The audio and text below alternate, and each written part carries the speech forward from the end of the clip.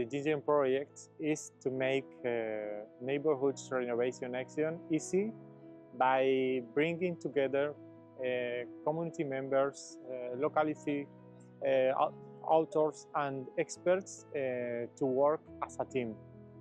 By doing this, we hope to reduce social, environmental and economic issues and create healthy, more comfortable and sustainable neighborhoods.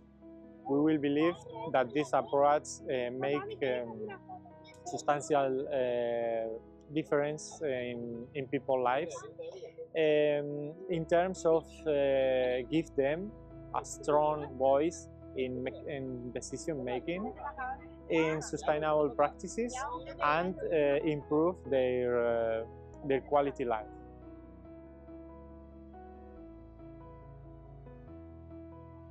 The GINGER projects have 6 pilots in straight 4 different countries, and when we have the results, the good results, we will try to document that and share with all cities to use these results in particular to benefit their population.